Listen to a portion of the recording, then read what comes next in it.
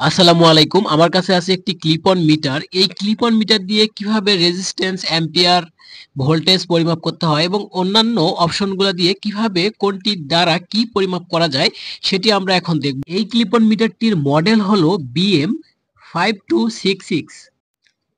এই clip on মিটারটিতে অনেকগুলো option আছে। এই যে এই অপশনগুলো সবগুলাই এখন আমরা পরিমাপ করব।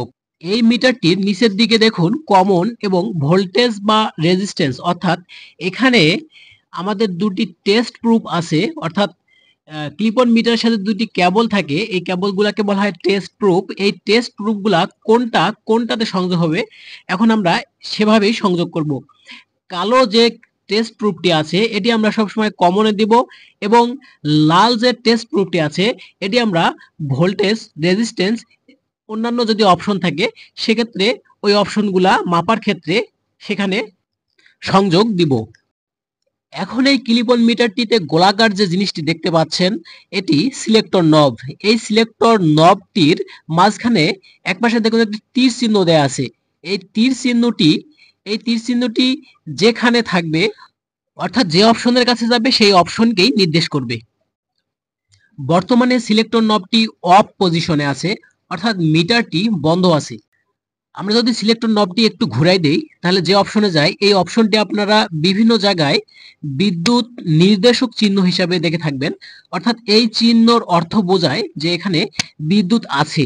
আমরা যদি দেখি এই মাল্টিপ্লাগটিতে, এই কম্বাইন সকেটটিতে বিদ্যুৎ আছে কিনা, একটি টেস্ট প্রুফ এই কম্বাইন সকেটে প্রবেশ করলাম।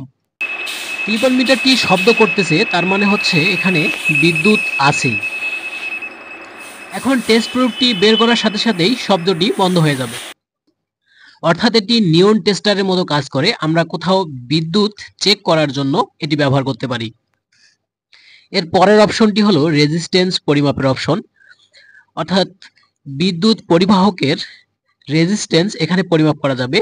যে কোনো কয়েলের রেজিস্ট্যান্স অথবা পরিবাহী কন্ডাক্টরের রেজিস্ট্যান্স অথবা তারের রেজিস্ট্যান্স, অর্থাৎ রোধ পরিমাপ করা যাবে।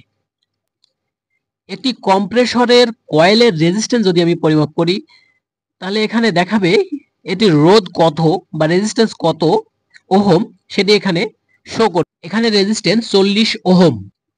এর পরবর্তীতে যে অপশন আছে সেটি হলো ডায়োড এবং কন্টিনিউটি মাপা যাবে। ডায়োড অর্থাৎ ইলেকট্রনিক সার্কিটের একটি ক্ষুদ্রতম পার্টস।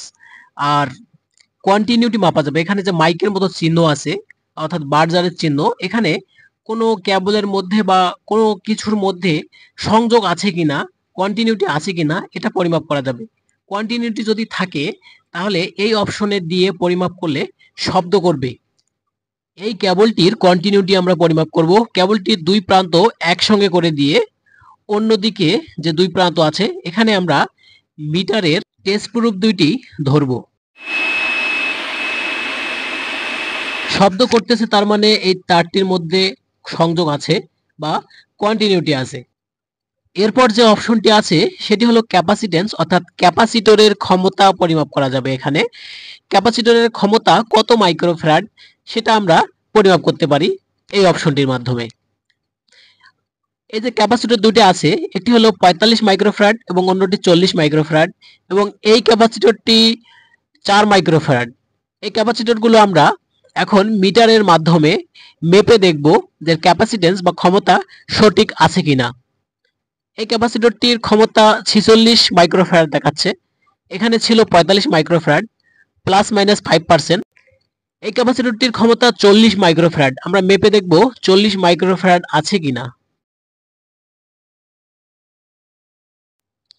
হ্যাঁ, ক্যাপাসিটরটির ক্ষমতা পুরোপুরি 40 মাইক্রোফ্যারাডই আছে এবং এই ক্যাপাসিটরটির ক্ষমতা 4 মাইক্রোফ্যারাড। দেখি এই ক্যাপাসিটরটির ক্ষমতা সঠিক আছে কিনা। এই ক্যাপাসিটরটি মূলত দীর্ঘদিন থেকে পড়ে আছে, এটির ক্ষমতা কমে যাওয়া স্বাভাবিক। ক্যাপাসিটরটির ক্ষমতা 2.86 মাইক্রোফ্যারাড, অর্থাৎ এর ক্ষমতা কমে গেছে। পরবর্তীতে যে অপশনটি আছে এটি হলো ডিসি ভোল্টেজ, অর্থাৎ ব্যাটারির ভোল্টেজ আমরা পরিমাপ করতে পারবো। দেখুন এই ব্যাটারিটির ভোল্টেজ 1.6 অর্থাৎ এটি 1.5 ভোল্টের ব্যাটারি। সাধারণত পজিটিভ নেগেটিভ যেগুলো বলি ব্যাটারির ক্ষেত্রে এগুলো যদি উল্টা দিকে আমরা ধরি সেক্ষেত্রে মাইনাস চিহ্ন আসবে। তারপর এটি হলো এসি ভোল্টেজ অর্থাৎ অল্টারনেটিং কারেন্টের ভোল্টেজ, যে কারেন্ট দিক পরিবর্তন করতে পারে। এখানে কোনো মাইনাস চিহ্ন আসবে না। টেস্ট প্রুফ দুটি আমরা সকেটের মধ্যে প্রবেশ করাই দিলাম। এখন বর্তমানে ভোল্টেজ রয়েছে 216 ভোল্ট।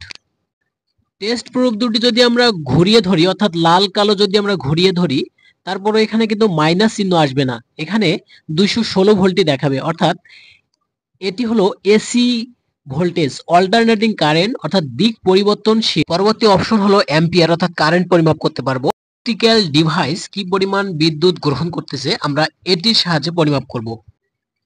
একটি রেফ্রিজারেটর বা একটি ফ্রিজ কি পরিমাণ বিদ্যুৎ গ্রহণ করতেছে আমরা এখন আপনাদেরকে সেটা দেখাবো। এই যে আমরা সিলেক্ট করছি কোথায়, 20 অ্যাম্পিয়ারে, অর্থাৎ 20 অ্যাম্পিয়ার সিলেক্ট করার পর আমরা ক্লাম্পটি বা ক্লিপটি যে কোনো ফেজ তারে অর্থাৎ কম্প্রেসরের একটি ফেজ তার অথবা যেটি নিউট্রাল তার অর্থাৎ রিলে অথবা ওভারলোডের যে তারটি আছে এই দুটির যে কোনো একটি তারে লাগিয়ে দিব। এই ফ্রিজটি বিদ্যুৎ গ্রহণ করতেছে 0.72 অ্যাম্পিয়ার। ধন্যবাদ সবাইকে। আসসালামু আলাইকুম ওয়া রাহমাতুল্লাহ।